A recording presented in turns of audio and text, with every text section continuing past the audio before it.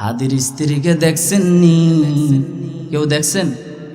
হ্যাঁ, কেমন পর্দাওয়ালি নারী, কেমন পর্দাওয়ালি নারী। হাদি যখন শহীদ হয়ে গেছে, হাসপাতালে তাকে নিয়ে আসা হলো। হাদির স্ত্রী তিনি যখন যাবেন হাসপাতালে, তখন কেমন একটা সিস্টেম করেছে, বলে ছায়াটা পর্যন্ত কেউ দেখে নাই। পর্দার সিস্টেম করেছে। গাড়ি থেকে যাইয়া যখন নেমেছে, আগে থেকেই হাসপাতালের কর্তৃপক্ষকে বলে দিয়েছে পর্দার সিস্টেম করে দিবেন। দুইটা সাদা পর্দার মাধ্যমে স্বাগতম জানাইল। অথচ কত সাংবাদিকরা বসেছিল একটা ছবি তুলবে। হাদির স্ত্রী যদি চাইতো,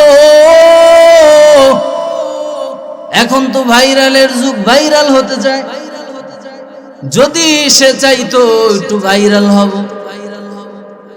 তার কিন্তু পর্দার সহিত মিডিয়ার সামনে এসে কথা বলার সুযোগ ছিল না। কিন্তু না না, কোনো মানুষকে সে তার চেহারাটা দেখাইল না। হাসপাতালের ভিতরের অবস্থা শুনেছি, যখন তার স্ত্রী হাসপাতালের ভিতরে গিয়েছে, কোনো একজন পুরুষ ডাক্তার নার্স ওইখানে ছিল না, সবাই দূরে ছিল, হাসপাতাল থেকে বাইরে হয়ে গিয়েছে। মুসলমানের দল হাদির বাড়িতে খবর নেওয়া হলো। সাংবাদিকরা জিজ্ঞেস করেছে, ও মুরব্বী, হাদিরে চিনেননি? বলে হ্যাঁ চিনি, এই তো সামনেই বাড়ি। কয়র স্ত্রীকে দেখছেননি? বলে না বাবা, স্ত্রীকে দেখবো কেমনে, শুধু এতটুকু শুনেছি ও বিবাহ করেছে। একটা দিনও তার স্ত্রীকে দেখি নাই। এরপরে শুনেছি তার একটা সন্তান হয়েছে। আমরা আজও পর্যন্ত প্রতিবেশী হওয়ার পরেও ওই তার স্ত্রীকে একটা নজরের জন্য দেখি না। শরীফ মোহাম্মদ ওসমান হাদি স্লোগানে নামছে ইনসাফ প্রতিষ্ঠা করার জন্য। এই এতদিন জায়গা গেছে, এখন আর আমরা সেই পুরাতন বাংলাদেশ চাই না। নতুন করে যেহেতু স্বাধীন করেছি, তো স্বাধীন বাংলাদেশের ভিতরে ইনসাফ প্রতিষ্ঠিত করে, সত্য কথা প্রতিষ্ঠিত করে, সত্যের উপর অবিচল থেকে যদি আমি সাদি দুনিয়ার জমিন থেকে চলেও যাই, এরপরে আমার কোনো আফসোস নাই। স্লোগানে নেমেছে, স্লোগান দিতেছে। এখন চান্দুদের মাথা গরম, কি করা যায়? চিন্তা ভাবনা করে পেল, না হাদিকে বাঁচায় রাখা যাবে না। আল্লাহর বান্দাকে শহীদ করে দিল দুনিয়ার জমিন থেকে। তো যারা শহীদ করেছে, এদের মন মানসিকতা কি? এরা কি আমাদেরকে মেসেজ দিল? এটাই মেসেজ দিল যে হাদির মতো যদি কেউ সত্য কথা বলতে চাও, তাহলে কিন্তু তোমাদের আর রক্ষা নাই, তোমাদেরকে কতল করা হবে।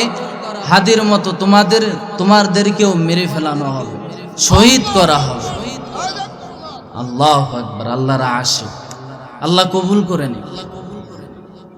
তো বলতেছে হাদির মতো তোমাদেরকেও শহীদ করা হবে। আর হাদি বলতেছে, আহারে বিড়ালের মতো 100 বছর বেঁচে কি লাভ, সিংহের মতো এক মুহূর্ত বাঁচবো, তবে বাঘের গর্জন দিয়ে, সিংহের গর্জন দিয়ে দুনিয়ার জমিন থেকে চলে যাব। জনগণ বলতেছে, ওই হাদি সমস্যা নাই, তোমার সাথে আমরা আছি। দেখা যাচ্ছে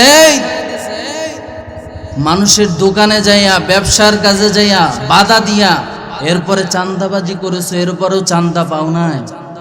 কিন্তু দেখ হাদি ইনসাফের উপরে চলিয়া দুনিয়ার জমিনে চলেছে। হাদির দিকে তাকায় দেয়। হাদি চলতেছে চলতেছে,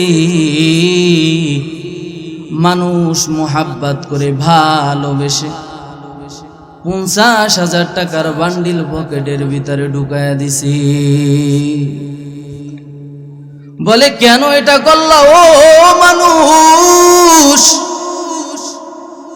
বলে আমরা যদিও অনেক ক্ষেত্রে সত্য কথা বলতে পারি না, কিন্তু যারা সত্যের পথে থাকবে, যারা ইনসাফ কায়েম করার জন্য মাঠে ময়দানে কাজ করবে, আমরা মুসলমানের দলেরা তাদের সাথে থাকব। কেমন অবস্থা হলো! হাজার হাজার লক্ষ লক্ষ কোটি কোটি মানুষ জানাজায় উপস্থিত হয়ে গেছে। মানুষ দেখায় দিল আমরা সবাই সত্যের পক্ষে। আমরা আর পুরাতন বাংলা চাই না, আমরা নতুন এমন এক বাংলা চাই যেই বাংলায় সত্য কথা পড়তে গিয়ে উচ্চ স্বরে মুখ থেকে বলতে পারবে কোন মুনাফেকের গোষ্ঠী, কোন ইহুদির দালাল, কোন খ্রিস্টান এই সত্য কথার বিরুদ্ধে সত্য কথা বলতে যাতে না পারি, এর জন্য কেউ আমাদেরকে বাধা দিতে পারবে না। যদি বাধা দেয়, কয়জনকে বাধা দেখবে? এক হাদি চলে গিয়েছে, এক হাদির লোকান্তরে লক্ষ লক্ষ হাদি বাংলার ঘরে আল্লাহ তাআলা জন্ম দিয়ে দেবে। ঠিক কিনা বলেন?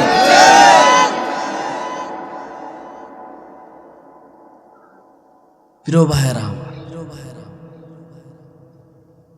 আল্লাহ কিয়ামতের ময়দানে ডাকবেন, এই নিজেরাও পথভ্রষ্ট হয়েছে, অন্যকেও পথভ্রষ্ট করেছ। তখন অনুসারীরা বলবে কি? আল্লাহ ডবল শাস্তি দেন। কি শাস্তি? ডবল শাস্তি। হ্যাঁ, তাদেরকে ডবল শাস্তি দেওয়া হবে। প্রিয় ভাইয়েরা আমার, পয়গম্বর আরবি আলাইহিস সালাম আমি যে হাদিস আপনাদের সম্মুখে তেলাওয়াত করেছি, আল্লাহ রাসূল বলেন, কুল্লুকুম রাঈন ওয়া কুল্লুকুম মাসউলুন আন রাইয়াতিহি। হে উম্মত, তোমরা প্রত্যেকেই দায়িত্বশীল, প্রত্যেকে। আর তোমাদের প্রত্যেকের দায়িত্ব সম্পর্কে রব্বে কারীম কিয়ামতের ময়দানে জিজ্ঞেস করবেন, এ বান্দা, তোমার যে দায়িত্ব ছিল এই দায়িত্ব তুমি কতটুকু পালন করেছো? আমার যুবক ভাই, ভালোভাবে দিলের কান দিয়ে শুনেন, আল্লাহ তাআলা কিয়ামতের ময়দানে হাসরের ওই কঠিন দিনে প্রত্যেকের দায়িত্ব সম্পর্কে জিজ্ঞেস করবেন, হে বান্দা, ঘরের বড় কর্তা তুমি ছিলা, তুমি তোমার দায়িত্ব পালন করেছো কিনা? তোমার স্ত্রীর দায়িত্ব তুমি পালন করেছো কিনা? তোমার সন্তানের দায়িত্ব তুমি পালন করেছো কিনা? এই নেতা, তুমি তোমার অনুসারী যারা ছিল দুনিয়ার জমিনে, এই অনুসারীদের দায়িত্ব তুমি পালন করছো কিনা বলো। এক সাহাবী ডাক দিয়া বলেন, ও পয়গম্বর, আমি যে দায়িত্ব পালন করব, আমার তো মাও নাই, আমার তো বাবাও নাই, আমার তো সন্তান নাই, আমি কিসের দায়িত্ব পালন করব? আল্লাহ রাসূল বলেন, ও সাহাবী, তুমি নিজে নিজের দায়িত্ব পালন করবা। তোমার মাধ্যমে জানি কারো হক নষ্ট না হয়, গুনার দিকে তুমি পা বাড়াইবা না। খবরদার, দুনিয়ার জমিনে যা কিছুই করো না কেন, আমি রব্বে কারীম সব কিছু দেখি। কিয়ামতের ময়দানে প্রত্যেকটা বিন্দু থেকে বিন্দু পরিমাণ হিসাব দেয়া, এরপরে সামনে আগাইতে হবে।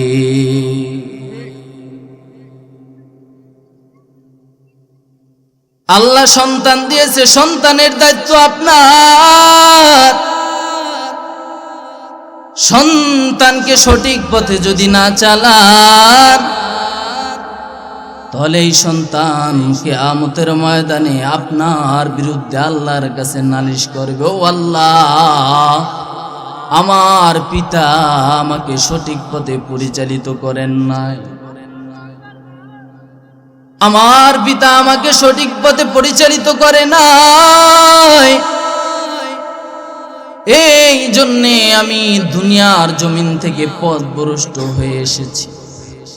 ও আল্লাহ, আমার দোষ নাই, আমার পিতা মাতাকে আপনি ধরেন, পিতা মাতার বিচার আগে করেন। এ আল্লাহর বান্দারা, আল্লাহ রাসূল সাল্লাল্লাহু আলাইহি ওয়াসাল্লাম, আল্লাহ পাক রব্বুল আলামিন সন্তান কিভাবে চালাইবেন এগুলা কোরআন আর হাদিসের ভিতরে বলে দিয়েছেন কি দেন নাই বলেন? হ্যাঁ, সন্তানকে কিভাবে দুনিয়ার জমিনে চালাইবেন আল্লাহ এবং তার রাসূল, আল্লাহ কোরআনের মাধ্যমে, তার হাবিব হাদিসের মাধ্যমে জানায় দিছেন। সন্তানের প্রতি পিতামাতার 1 নম্বর কর্তব্য, সন্তানকে যখন সন্তান এখনো দুনিয়ার জমিনে আসে নাই, দুনিয়ার জমিনে না আসার পরে এরপর পিতা মাতার কাছে সন্তান 3টা জিনিস চায়। কয়টা জিনিস বলেন? কয়টা? 3টা। 1 নাম্বার সন্তান চায়, ও আমার বাবা, আপনি আমার জন্য একজন নেককার মা এনে দিবেন। পয়গম্বর আরবি আলাইহি ওয়াসাল্লাম হাদিসের মাধ্যমে জানাই দিবেন, তুনকাহুল মারআতু লিআরবাইন, লিমালিহা ওয়া লিহাসাবিহা ওয়া জামালিহা ওয়া লিদীনিহা ফাযফার বিযাতিদ-দীন তারিবাত ইয়াদাক, আও কামা ক্বালা an-নাবিয়্যু সাল্লাল্লাহু আলাইহি ওয়া আলিহি ওয়াসাল্লাম। পয়গম্বর আরবি আলাইহি ওয়াসাল্লাম বলেছেন, হে দুনিয়ার উম্মত, যখন তোমরা বিবাহ বন্ধনে আবদ্ধ হবা, যখন মেয়েকে দেখতে যাইবা, পয়গম্বর আরবি আলাইহি ওয়াসাল্লাম বলেন, সাধারণত 4 গুণ দেখে মেয়েদেরকে বিবাহ করা হয়। কয় গুণ বলেন? 4 গুণ। 1 নাম্বার লিমালিহা, ধন সম্পদ। 2 নাম্বার বংশ মর্যাদা। 3 নাম্বার সৌন্দর্য। 4 নাম্বারে দিনদারিত্ব, ধার্মিকতা। পয়গম্বর আরবি আলাইহি ওয়াসাল্লাম বলেন, হে আমার উম্মত, ধার্মিকতাকে প্রাধান্য দিবা। কেন ধার্মিকতাকে প্রাধান্য দিবা?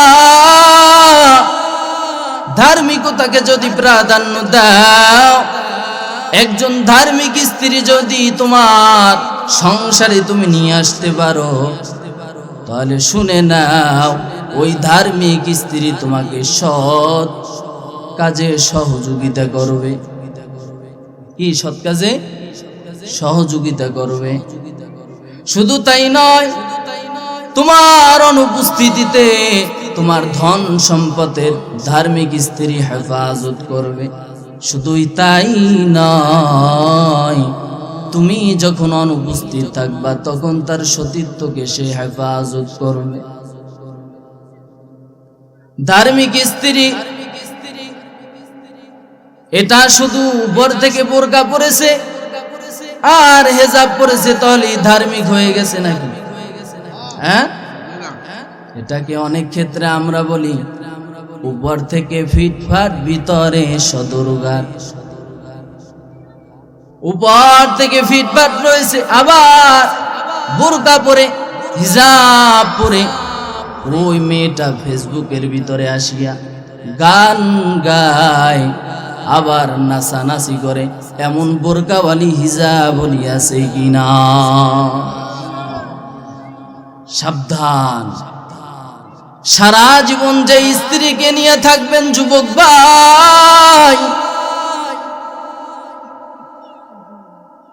200 মানুষের নেতৃত্ব দেওয়ার জন্য একজন ইমাম সাহেবকে রাখা হয়। ইমাম সাহেব রাখার জন্য কত কত পলিটিক্স, কত কিছু দেখে ইমাম সাহেব। এই সূরা ঠিক আছে নি, কিরাত ঠিক আছে নি, বয়ান সুন্দর নি, চরিত্র ভালো নি, সব কিছু দেখার পরে যখন দেখে না ঠিক আছে, তখন বলে হযরত ঠিক আছে আপনাকে নিয়োগ দিলাম, কিন্তু যে স্ত্রীর সাথে আপনি সারাটা জীবন কাটাবেন ওই স্ত্রীকে যাচাই বাছাই করে আপনার সংসারে আনা উচিত কি উচিত না বলেন? এই জন্য প্রিয় ভাইরা আমার, বিশেষ করে আমার যুবক ভাই, স্ত্রী খুব যাচাই বাছাই করে এরপরে বিবাহ করবেন, পারবেন ইনশাআল্লাহ। হাদির স্ত্রীকে দেখছেন নি? কেউ দেখছেন? হ্যাঁ, কেমন পর্দাওয়ালি নারী, কেমন পর্দাওয়ালি নারী। হাদি যখন শহীদ হয়ে গেছে, হাসপাতালে তাকে নিয়ে আসা হলো। হাদির স্ত্রী তিনি যখন যাবেন হাসপাতালে, তখন কেমন একটা সিস্টেম করেছে, বলে ছায়াটা পর্যন্ত কেউ দেখে নাই, পর্দার সিস্টেম করেছে। গাড়ি থেকে যাইয়া যখন নেমেছে, আগে থেকেই হাসপাতালের কর্তৃপক্ষকে বলে দিয়েছে পর্দার সিস্টেম করে দিবেন। 2টা সাদা পর্দার মাধ্যমে স্বাগতম জানাইল, অথচ কত সাংবাদিকরা বসেছিল একটা ছবি তুলবে। হাদির স্ত্রী যদি চাইতো, এখন তো ভাইরালের যুগ, ভাইরাল হতে চায়, যদি সে চাইতো একটু ভাইরাল হব,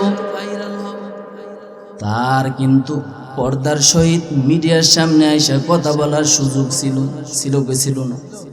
কিন্তু না না, কোনো মানুষকে সে তার চেহারাটা দেখাইল না। হাসপাতালের ভিতরের অবস্থা শুনেছি, যখন তার স্ত্রী হাসপাতালের ভিতরে গিয়েছে, কোনো একজন পুরুষ ডাক্তার নার্স ওইখানে ছিল না, সবাই দূরে ছিল, হাসপাতাল থেকে বাইর হয়ে গিয়েছে। মুসলমানের দল, হাদির বাড়িতে খবর নেওয়া হলো। সাংবাদিকরা জিজ্ঞেস করেছে, ও মুরব্বী, হাদিরে চিনেননি? বলে হ্যাঁ চিনি, এই তো সামনেই বাড়ি। কয়র স্ত্রীকে দেখছেননি? বলে না বাবা, স্ত্রীকে দেখবো কেমনে, শুধু এতটুকু শুনেছি ও বিবাহ করেছে, একটা দিনও তার স্ত্রীকে দেখি নাই।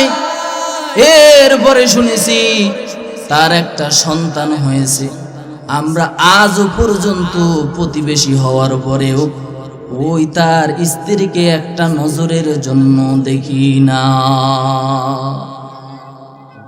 এখনো আছে নাই? এরকম আল্লাহর বান্দিরা নাই? খুঁজতে হবে। আল্লাহ পাক রব্বুল আলামিন আমার যুবক ভাইদেরকে নেককার স্ত্রীর ব্যবস্থা করে দেন। 2 নাম্বার, সন্তান এখনো দুনিয়ার জমিনে আসে নাই, এরপরও বাবা মার কাছে বলে, ও আমার বাবা মা শুনে নেন,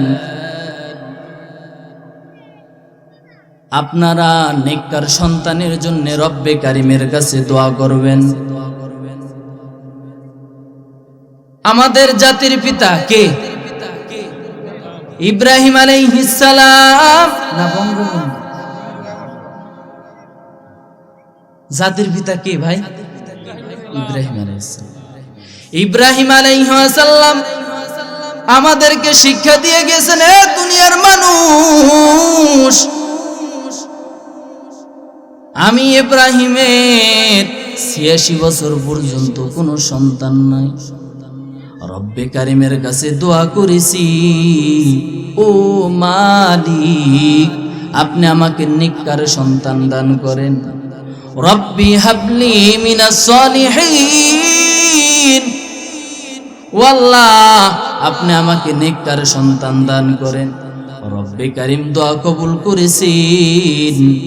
রব্বে কারিম ঘোষণা দিয়েছেন, হে ইব্রাহিম ফাবাশশারনাহু বিগুলামিন হালিম, আমি তোমাকে একজন নেককার পরহেজগার মুত্তাকি সন্তানের ব্যবস্থা আমি রব্বে কারিম করে দিলাম।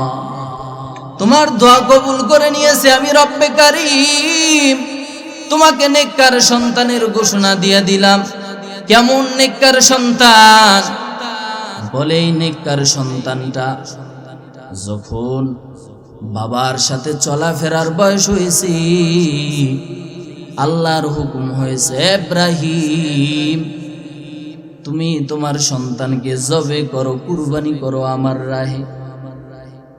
আল্লাহ পাক রব্বুল আলামিন এই কথা বলার পর সন্তানের কাছে বলেছে, হে আমার সন্তান, আন্নী আযবাহুকা ফানজুর মাযা তারা, হে আমার সন্তান আমি স্বপ্নের মধ্যে দেখেছি আমি তোমাকে জবে করে কুরবানি করি আল্লাহর জন্য, আল্লাহর রাস্তায়, তুমি এ সম্পর্কে কি বলো? সন্তান বলতেছেন, ও আল্লাহ আলহামদুলিল্লাহ আপনি আমাকে কবুল করেছেন আপনার রাস্তায়। বাবার কাছে বলতেছে, ও বাবা আল্লাহ আমাকে তার রাস্তায় কবুল করেছেন, এটা তো আমার জন্য বড় একটা প্রাপ্য। ও বাবা আপনি দেরি করেন কেন? ছুরি নেন, আপনি আমাকে আল্লাহর জন্য কুরবানি করে দেন। জাতির পিতা ইব্রাহিম আলাইহিস সালাম আমাদের শিখায়া দিয়ে গিয়েছেন, হে দুনিয়ার মানুষ রব্বে কারিমের কাছে দোয়া করবা, ও আল্লাহ আমাকে আপনি নেককার সন্তান দান করেন। ৩ নাম্বার, সন্তান এখনো দুনিয়ার জমিনে আসে না। আল্লাহ রাসূল বলেছেন, হে আমার উম্মত যখন তোমরা পবিত্র সম্পর্ক স্থাপন করবা তখন দোয়া আছে, দোয়াটা পড়ে নিবা। এই দোয়া যদি পড়ে নাও আল্লাহ পাক রব্বুল আলামিন তোমাকে, তোমার স্ত্রীকে, আমার আবার তোমার নবগত সন্তান যে দুনিয়ার জমিনে আসবে, আল্লাহ পাক রব্বুল আলামিন শয়তানের কুমন্ত্রণা থেকে এদেরকে হেফাজত করবে। ছোট্ট একটা দোয়া, পবিত্র সম্পর্ক স্থাপন যখন করবেন তখন এই দোয়াটা পড়ে নিবেন, বিসমিল্লাহি আল্লাহুম্মা জান্নিবনাশ শাইতান ওয়া জান্নিবিশ শাইতানা মা রাযাকাতানা। এই দোয়াটা পড়ে নিবেন। আর যদি আরবিতে দোয়াটা না পারেন অন্তত পক্ষে বাংলা বলবেন, ও আল্লাহ আপনি আমাকে, আমার স্ত্রীকে আর আমার সন্তানকে শয়তানের কুমন্ত্রণা থেকে হেফাজত করেন। পারবেন? এই দোয়াটা পারবেন? আল্লাহ কবুল করুক। সন্তান যখন দুনিয়ার জমিনে আসবে সর্বপ্রথম কাজ করবেন, সর্বপ্রথম যেই কাজটা করবেন, মোবাইল থেকে একটা ছবি তুলবেন। ছবি তুইলা ফেসবুক শরীফ আছে না, চিনেননি ফেসবুক শরীফ? ফেসবুক শরীফে এখনো গর্ভ থেকে ভালোভাবে খালাস হয় নাই, রক্ত মাখা দেখা যাইতেছে। এই অবস্থায় একটা ছবি তুইলা ফেসবুক ছবি আপলোড করবে, কি এইটা চলে না? এইটা চলে না বর্তমানে? বলে জি না, এটা চলতেছে তো, চলে না এইরকম? বাচ্চাটাকে নষ্ট কইরান না, বাচ্চাটাকে নষ্ট কইরান না। বদনজর বদনজর বদনজর। হযরত সন্তানটার জন্য একটু দোয়া করে দেন। কয় হযরত বদনজর লেগেছে। বদনজর কার বদনজর? আমার মতো পাগড়িওয়ালা টুপিওয়ালার বদনজর? হ্যাঁ, না না, আমার মতো পাগড়িওয়ালা টুপিওয়ালার বদনজর না, বরং গাঞ্জা করে হিরণ করের বদনজর। ঠিক না? কয় সন্তানটাকে কি সুন্দর দেখলাম, কিছুদিন পরে এখন সন্তানের দিকে তাকানো যায় না, একেবারে হ্যাংলা পাতলা হয়ে গিয়েছে। বলে কে? বলে বদনজর লেগেছে। খবরদার, সন্তানটা দুনিয়ার জমিনে আসবে। সন্তান যখন দুনিয়ার জমিনে আসবেন, উবাইদুল্লাহ ইবনে আবি রাফি রাদিয়াল্লাহু তাআলা আনহু হাদিস বর্ণনা করতেছেন। তিনি বলতেছেন, আমি দেখেছি পয়গম্বর আরবি আলাইহি ওয়াসাল্লাম হাসান রাদিয়াল্লাহু তাআলা আনহু যখন দুনিয়ার জমিনে আসলেন, তখন আমি দেখেছি পয়গম্বর আরবি আলাইহি ওয়াসাল্লাম আযানা ফি উযুনিল হাসান ইবনে আলী হিনা ওয়ালাদাতহু ফাতিমাতু বিসসালাহ। যখন ফাতেমা রাদিয়াল্লাহু তাআলা আনহার গর্ভে থেকে হাসান রাদিয়াল্লাহু তাআলা আনহা দুনিয়ার জমিনে এসেছে, আমি দেখেছি পয়গম্বর আরবি আলাইহি ওয়াসাল্লাম হাসানের কানে নামাজের আজানের মতো আজান দিয়েছেন আমার পয়গম্বর। সন্তান দুনিয়ার জমিনে আসবে, কি দিবেন? আজান দিবেন। হ্যাঁ, এখন আজান দিবেন বলছি না? আজান দিবেন বলছি না? এখন একটা কাজ করবেন, নবগত সন্তান যখন আসছে দুনিয়ার জমিনে, তার কানের কাছে যায় বলবেন, আল্লাহু আকবার, আল্লাহু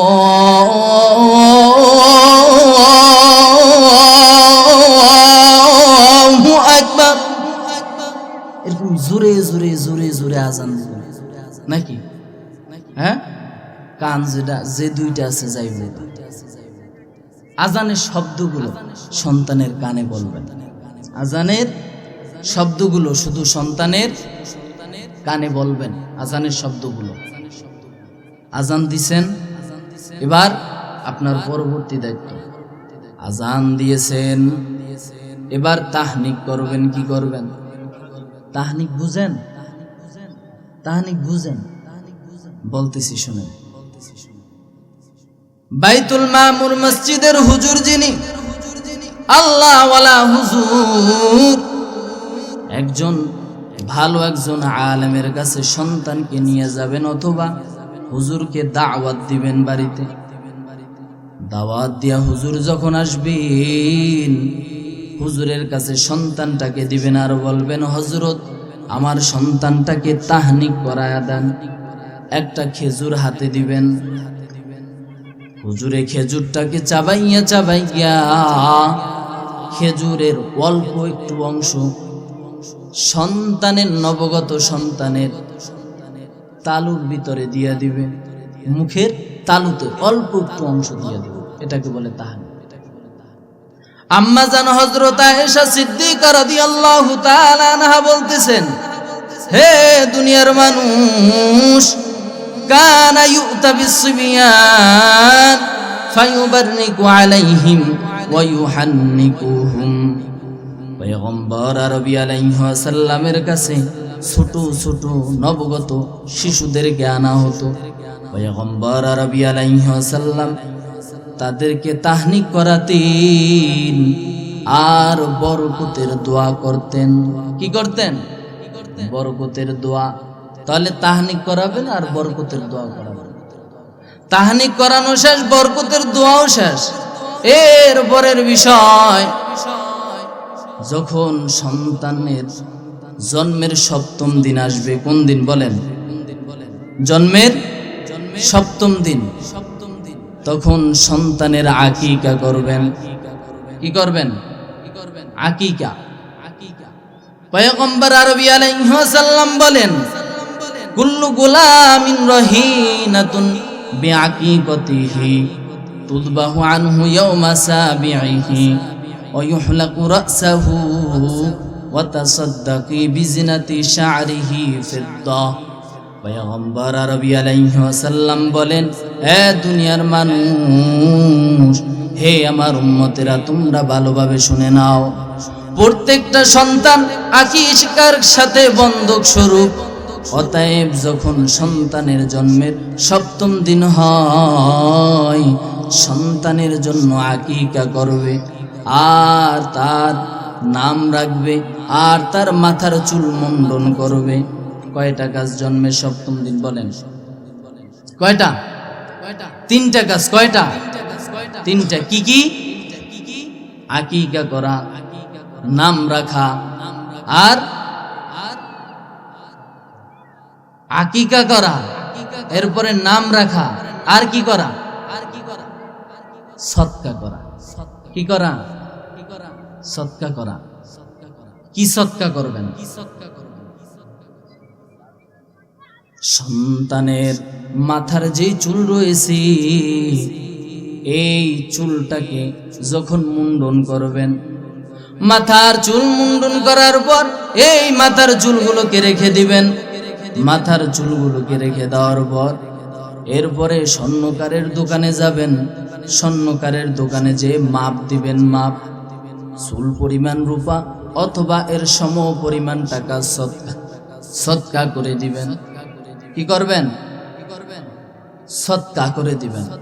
সম পরিমাণ রূপা অথবা টাকা সদকা করে দিবেন। আল্লাহর চুলের সম পরিমাণ, চুল যতটুকু হয় ওই পরিমাণ। আল্লাহর বান্দারা, এর পরের বিষয় হলো সুন্দর অর্থবহ নাম রাখবেন। আমাদের সন্তানের নাম রাখা হয় বল্টু, সল্টু, মন্টু, বাতাস, আকাশ, নদী, সাগর, মেঘলা, বৃষ্টি। ঠিক না? অথচ আল্লাহ রাসূল সাল্লাল্লাহু আলাইহি ওয়াসাল্লামকে জিজ্ঞেস করা হয়, ও পয়গম্বর, আমরা পিতা মাতার হক সম্পর্কে জানি, তো পিতা মাতার কোনো হক আসেনি সন্তানের উপরে? পয়গম্বর আরবি আলাইহিস সালাম বলেন, হ্যাঁ, পিতা মাতার হক রয়েছে। কি হক? ক্বালা আইয়ুহসিনা ইসমাহু ওয়া ইউহসিনা আদাবাহু। পয়গম্বর আরবি আলাইহিস সালাম বলেন, পিতা মাতা সন্তানের সুন্দর অর্থবহ নাম রাখবে, আর তাকে ভদ্রতা শিক্ষা দিবে, তারবিয়াত শিক্ষা দিবে। তাহলে সুন্দর অর্থবহ নাম রাখবে। কিয়ামতের ময়দানে যখন রব্বে কারীম মানুষের আমল নামা তালাশ করবে, যখন মানুষ বন্দী হয়ে যাবে, রব্বে কারীম তখন বলবেন, এই বান্দা, তোর নাম তো আমার সাহাবী, আমার রাসূলের সাহাবী আবু বকরের সাথে মিলে গেছে। যা যা, এই নামের বরকতে আমি রব্বে কারীম তোকে জান্নাত দিয়া দিলাম। এই জন্য সন্তানের সুন্দর অর্থবহ নাম রাখবেন, সন্তানকে আদব শিক্ষা দিবেন, তারবিয়াত শিক্ষা দিবেন। আদব বলা হয়, তারবিয়াত বলা হয় কাকে বলে? সন্তান সুন্দরভাবে গড়ে ওঠার জন্য যা কিছু প্রয়োজন পিতা মাতা সন্তানকে শিক্ষা দিবে। এই জন্য সন্তান দুনিয়ার জমিনে আসার পর সন্তান যেই জায়গায় থাকবে, যেই ঘরে থাকবে, এই ঘরের পরিবেশ সুন্দর রাখা, আর আমাদের অবস্থা হলো সন্তান যখন একটু কান্না করে সন্তানকে মোবাইলটা হাতে দিয়ে একটা গান ছাইড়া দেয়, দেয় কি দেয় না? শুধু গান ছাইড়া দিয়ে ক্ষান্ত নয়, কেউ কেউ আবার নাটক ছাইড়া দেয়, কেউ কেউ ছবি ছাইড়া দেয়, কেউ কেউ নর্তকীর নাচ ছাইড়া দেয়। এ বাবা, আমার স্মরণ দিলে একটা প্রশ্ন রেগে যায়। আপনার সন্তানটাকে ছোটকালে গান শিক্ষা দিলেন, গান দেখাইলেন, নাচ দেখাইলেন, নাটক দেখাইলেন, ছবি দেখাইলেন, এই সন্তানটা বড় হইয়া তো নাটকখোর হবে, এইটাই স্বাভাবিক। এই সন্তানটা বড় হইয়া তো নর্তকীর নাচ দেখবে, উলঙ্গ নাচ দেখবে, এটাই তো স্বাভাবিক। আপনি তো তাকে ছোটকাল থেকে এটা শিক্ষা দিলেন, রাগ করলেন নাকি আবার? এই জন্যে আমার প্রিয় ভাইয়েরা, সন্তানকে এই সমস্ত দিবেন না, মোবাইলটাই দিবেন। সন্তানকে মোবাইল থেকে পৃথক রাখবেন। আপনি সময় দিবেন, আপনার সময় না থাকলে স্ত্রী সময় দিবেন, মোবাইলটা হাতে দিবেন না সন্তান। আজকে মোবাইলের কারণে, এই মোবাইলের গজবের কারণে আমাদের সন্তানগুলো অনেক ক্ষেত্রে পথভ্রষ্ট হয়ে যায়, ঠিক না?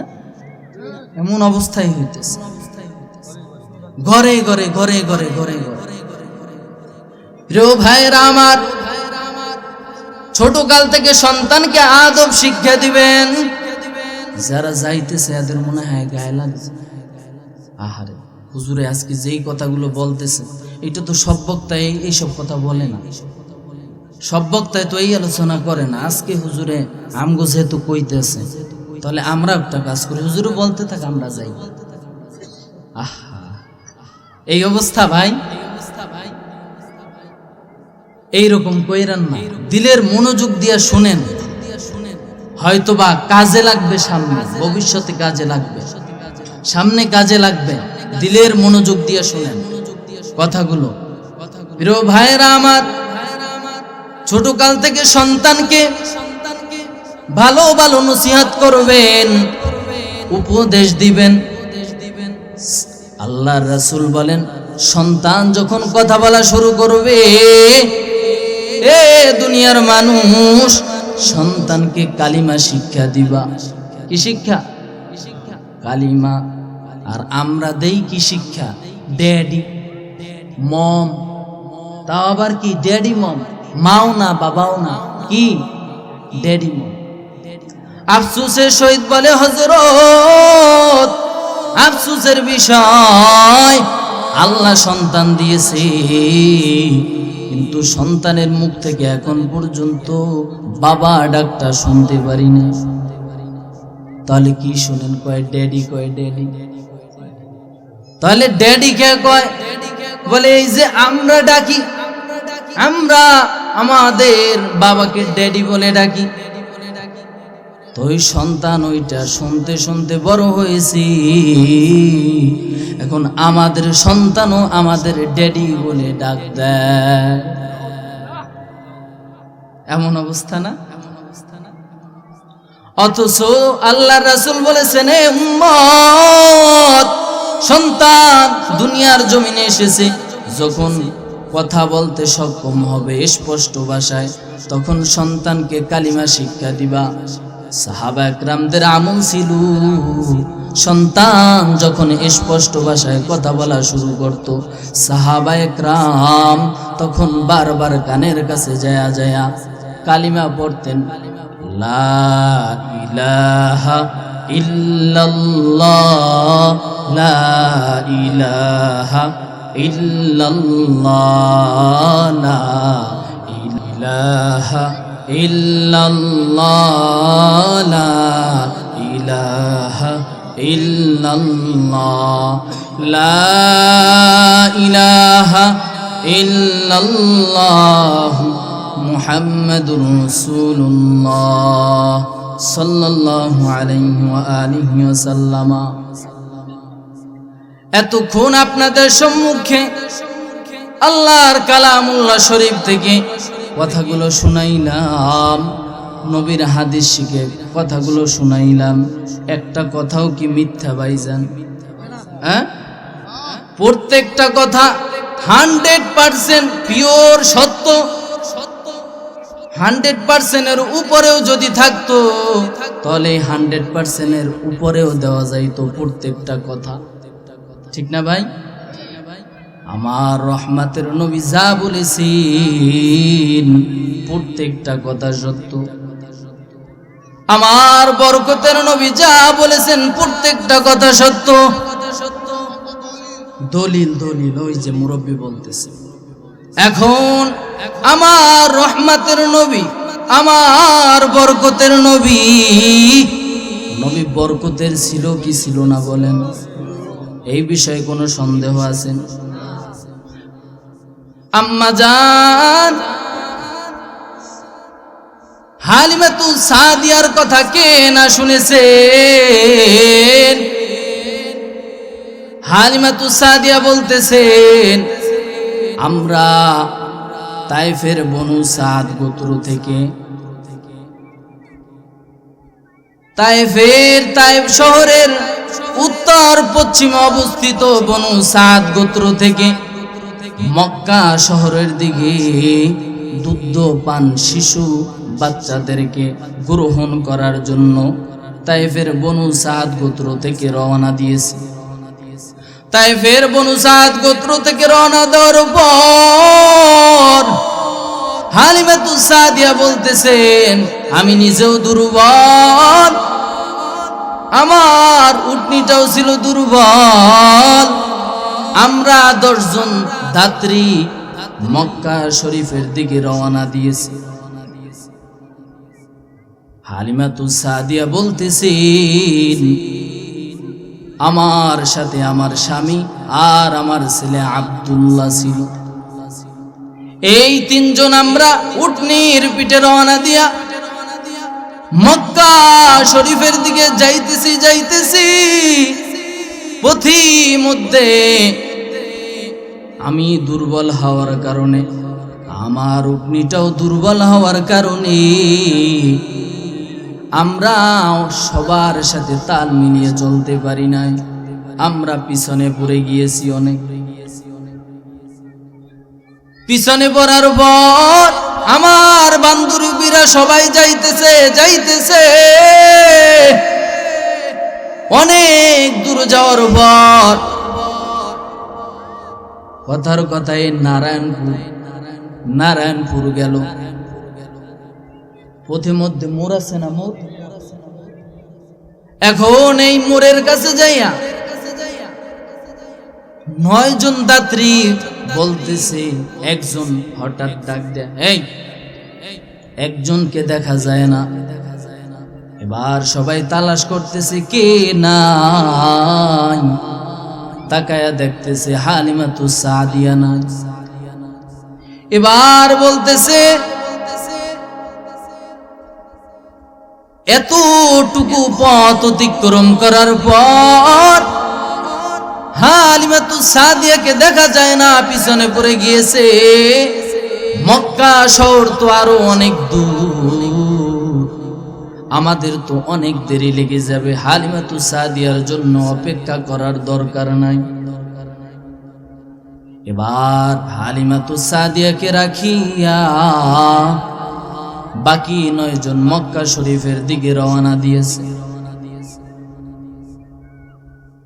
মক্কা শরীফের দিকে পৌঁছানোর পর সবাই শুনতে পেল, মক্কার অধিবাসীরা তায়েফের বনু সাদ গোত্র থেকে দুধ পানকারী বাচ্চাদেরকে গ্রহণ করার জন্য যাত্রীরা এসেছে। এবার সবাই বড় লোকদের সন্তানদেরকে তালাশ করতেছে, কারণ বড় লোকদের সন্তানকে যদি নেওয়া যায় হাদিয়া উপঢৌকন টাকা পয়সা অর্থ করি বেশি পাওয়া যাবে। এই চিন্তা ভাবনা করিয়া সবাই বড় লোকের সন্তানদেরকে তালাশ করতেছে। মা মেনা ঘরের ভিতরে আমার পয়গম্বর আরবি আলাইহিস সালামকে নিয়ে বসা ছিল। যখন শুনতে পেয়েছি তাইফের বনু সাদ গোত্রের দাত্রীরা এসেছে, মা আমেনা ঘর থেকে বাহির হইয়া দরজার কাছে দাঁড়ায় আছে, সাথে পয়গম্বরের দাদা আব্দুল মুত্তালিব দাঁড়ানো। এবার তাইফের বনু সাদ গোত্রের দাত্রীরা আমেনার কাছেও যায় না, রাস্তায় দাঁড়ায় বলতেছে, এই আপনার কাছে যে সন্তানটা দেখা যায়, চেহারাটা ঢাকা ছিল, কই এই সন্তানটার বাবা আসেনি? বলে না না, আমার সন্তানের বাবা নাই, আমার সন্তানের বাবা নাই। আমার সন্তান দুনিয়ার জমিনে আসার আগে তার বাবা দুনিয়ার জমিন থেকে চলে গিয়েছে, আমার সন্তানের বাবা নাই। যখন দাত্রীরা শুনতে পেয়েছে এই সন্তানের বাবা নাই, তখন আর কেউ আমার পয়গম্বরকে দেখেও নাই, একটা নজর দেখেও নাই, কেউ আমার পয়গম্বরকে গ্রহণ করে নাই। সবাই বড় লোকের সন্তানদেরকে নিয়ে আবার তাইফের বনু সাদ গোত্রের দিকে রওনা। পথিমধ্যে হালিমাতুস সাদিয়ার সাথে দেখা। হালিমাতুস সাদিয়া বলতেছে, ও আমার বান্ধবীরা, দেখা যায় তোমরা তো মক্কা নগরীর সন্তানদেরকে নিয়ে এসেছো। ও আমার বান্ধবীরা, তোমাদের কাছে জানতে চাই, মক্কা নগরীতে কি আর কোনো সন্তান অবশিষ্ট আছেন? বান্ধবীরা ডেকে ডেকে বলতেছেন, ও হালিমা, নাই নাই, আর কোনো সন্তান বাকি নাই। তবে হ্যাঁ, একটা সন্তান রয়েছে, যেই সন্তানের বাবা নাই, এই জন্য আমরা কেউ দেখিও নাই। সন্তানটা দেখতে কেমন? হালিমাতুস সাদিয়ার স্বামী বলতেছে, যেহেতু মক্কা নগরীর কাছাকাছি এসে গিয়েছি, তাহলে যাই আর একটু সামনে আগায়া মক্কার ভিতরে ঢুকে যাই। মক্কা শহরের ভিতরে যায় দেখি, যদি ওই দুধ পানকারী সন্তানটাকে পছন্দ হয়, তাহলে খালি হাতে ফিরে আসার থেকে এই সন্তানটাকে নিয়ে যাওয়াই ভালো হবে। এই কথা বলিয়া হালিমাতুস সাদিয়া তার স্বামী আর তার সন্তান আব্দুল্লাহকে নিয়ে মক্কা নগরীতে পৌঁছে গেছে। মক্কা নগরীতে পৌঁছে যাওয়ার পর এবার এক বান্দাকে ডেকে বলতেছে, ও আল্লাহর বান্দা, এইখানে একটা সন্তান আছে, যে সন্তানের বাবা, সন্তান দুনিয়ার জমিনে আসার আগে দুনিয়ার জমিন থেকে চলে গেছে। ওই সন্তান কোথায় থাকে? ওর ঘরটা কোথায় চিনুন? বলে, হ্যাঁ, তুমি তো আব্দুল্লাহর ছেলের কথা বলতেছো। ওই যে দেখা যায়, হাতের ইশারা দিয়ে দেখা দেয়, ওই যে দেখা যায় ওই ঘর, ওই ঘরের ভিতরে ওই সন্তানটাকে পাইবা। হালিমাতুস সাদিয়া তার স্বামী আর তার সন্তানকে উটনির উপর রাখিয়া বলতেছে, ও স্বামী আমার, আপনি আমার সন্তান আব্দুল্লাহকে নিয়ে থাকেন এই জায়গায়। আমি ঘরের ভিতরে যায়া দেখি কি অবস্থা। ঘরের কাছে যায়া সালাম দিল, আসসালামু আলাইকুম। ঘরের মধ্যখান থেকে জবাব, ওয়ালাইকুম সালাম। কে তুমি? বলে, আমাকে চিনবেন না, আমি তাইফের বনু সাদ গোত্রের ধাত্রী হালিমাতুস সাদিয়া বলতেছে। এবার মা আমেনা কান্না সুরে বলতেছেন, ও হালিমা,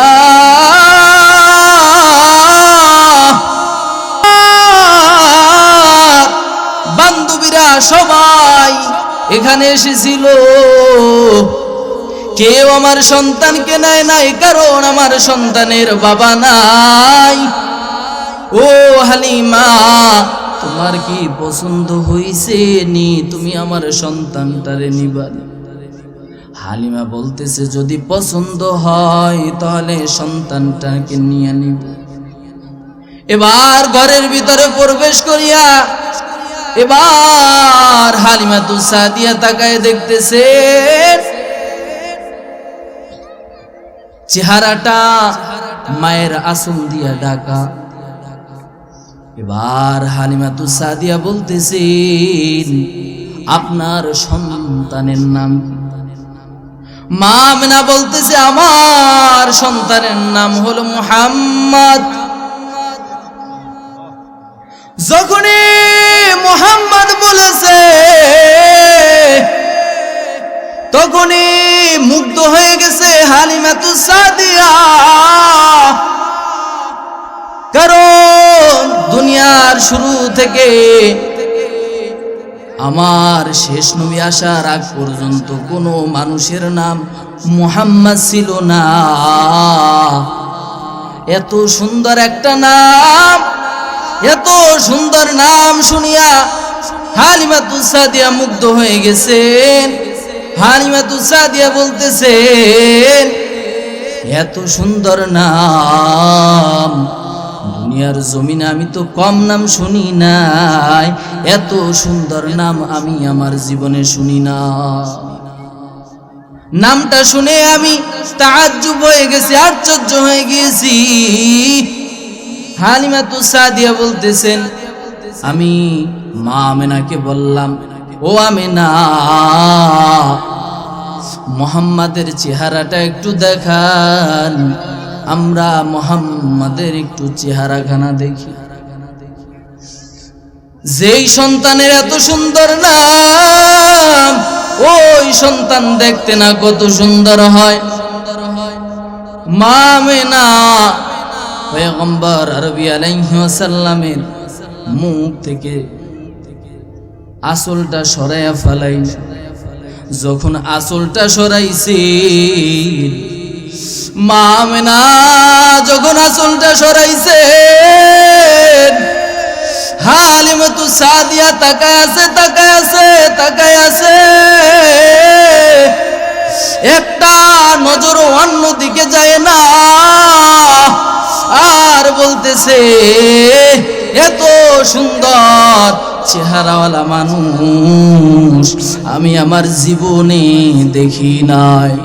দুনিয়ার জমিনে কম চেহারাওয়ালা মানুষকে তো আমি হালিমা দেখি নাই, এত সুন্দর চেহারাওয়ালা মানুষ আমি আমার জীবনে দেখি নাই, এত সুন্দর চেহারাওয়ালা বাচ্চা আমি আমার জীবনে দেখি নাই। এই কথা বলতেছে আর মনে মনে ভাবতেছে, আমি তো মুহাম্মাদের চেহারা দেখেছি, মুহাম্মদ যদি আমার চেহারাখানা দেখতো তাহলে কতই না ভালো হইতো। হালিমাতুস সাদিয়া দৌড়ে স্বামীর কাছে গেছে, স্বামীর কাছে যাইয়া স্বামীকে বলতেছে, ও স্বামী আমার, এত সুন্দর চেহারাওয়ালা মানুষ আমি আমার চোখে দেখি নাই। ও স্বামী আমার, আপনি আমাকে অনুমতি দেন, আমি এই সন্তানকে আমার সাথে নিয়ে যাব। এই সন্তানকে যদি না নিতে পারি আমি হালিমার জীবনটা বৃথা হয়ে যাবে। এই সন্তানকে না নিয়ে আমি বাড়িতে ফিরবো না। হালিমাতুস সাদিয়ার স্বামী বলতেছে, আল্লাহ যদি চাই এই সন্তানের মাধ্যমে আমাদের গরিবী হালাত আল্লাহ পরিপূর্ণ বড়লোকি হালাত দিয়া দিবে। এরে আল্লাহর বান্দারা, হালিমাতুস সাদিয়া আবার ঘরের ভিতরে যাইয়া মুহাম্মাদের চেহারার দিকে তাকায় আছে আর মনে মনে বলতেছে, আমি তো মুহাম্মাদকে দেখলাম, মুহাম্মদ যদি একটা নজর আমাকে দেখতো কতই না ভালো হইতো। আমি তো মুহাম্মাদকে দেখেছি, মুহাম্মদ যদি আমাকে একটা নজর দেখতো তাহলে কতই না ভালো হইতো। এবার মা আমিনা এই কথা, হালিমাতুস সাদিয়া এই কথা চিন্তা করতেছে আর হঠাৎ করে দেখতেছে আমার নবী, কামলেওয়ালা নবী, দু জাহানের নবী হযরত মুহাম্মদ আহমদ মুস্তফা রবি আলাইহি ওয়াসাল্লামের চোখের পাতাগুলো নড়তেছে, চোখের পাতাগুলো নড়তেছে। এবার হালিমাতুস সাদিয়া বলতেছেন, আমি তাকায় আছি, মনে হয় গোলাপের রঙের দুইটা পাপড়ি মৃদু মন্ড বাতাসে দুল খেয়ে কেবল মাত্র দুইটা পাপড়ি খুলে গিয়েছে। পয়গম্বরের চেহারা দেখিয়া, আমি পয়গম্বরের চেহারা দেখিয়া তাজ্জুব হয়ে পয়গম্বরের দিকে তাকায় আছি।